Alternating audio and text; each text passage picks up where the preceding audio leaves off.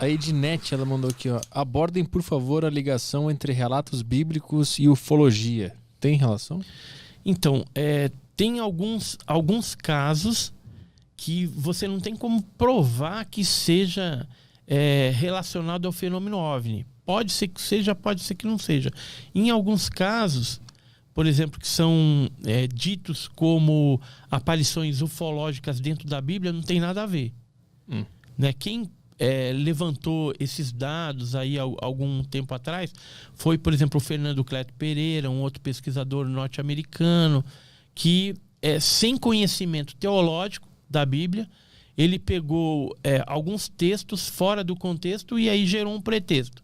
Então, por exemplo, quando Jesus fala lá, a casa de meu pai tem muitas moradas. Então, alguns falam que seria vários planetas aí que poderiam abrigar vida. Quer dizer, isso daí está totalmente fora do contexto. Você tem que ver Jesus, quando ele estava ali falando, o que ele estava mencionando. Na verdade, ele estava preparando casa, lugar, para quando os apóstolos morressem, fosse para lá. Né? Então, não tem nada a ver com vida alienígena. Uma outra coisa que geralmente se fala é a visão de Ezequiel, do profeta Ezequiel na Bíblia, que eles falam que poderia ser uma nave que ele viu, os seres viventes lá poderia ser seres tripulantes de OVNIs. Tem uns que acreditam piamente nisso.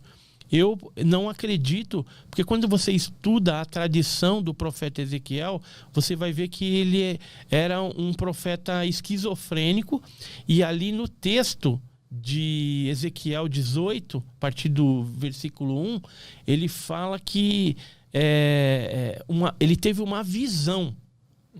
Ou seja, uma visão é diferente de algo real que você está vendo ali frente a frente.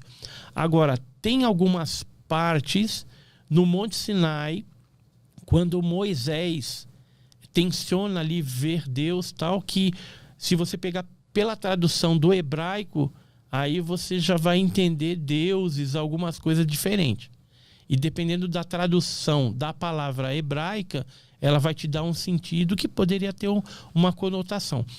Dentro da Bíblia, como nós conhecemos, os 66 livros, ela não tem claramente nenhuma indicação ufológica clara. Mas nos livros apócrifos cristãos, por exemplo, você pega o livro de Enoque, que é um apócrifo. Lá você vai encontrar alguns indícios. O livro de Judas, por exemplo, que reporta para o livro de Enoque. Então, em alguns desses apócrifos tem algo um pouco mais claro. Acho que por isso que a Igreja Católica deixou eles fora da Bíblia, né? Então deu uma separadinha, porque aquilo ia gerar uma certa polêmica. A Igreja Católica, ela é uma das que mais acobertam o fenômeno ufológico ou dão uma outra interpretação. Por exemplo, o fenômeno de Fátima, né, ele, na verdade, foi uma intervenção extraterrestre em Fátima.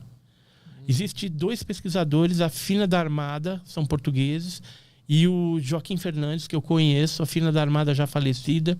Eles tiveram acesso a todo o material do Vaticano sobre o caso de Fátima e chegaram à conclusão de que foi uma intervenção extraterrestre. Tanto é que eles escreveram um livro chamado Fenômeno de Fátima e Intervenção Extraterrestre. Mas quais são os argumentos? Porque a igreja, ela distorceu o depoimento dos pastorzinhos e omitiu o depoimento de outras testemunhas.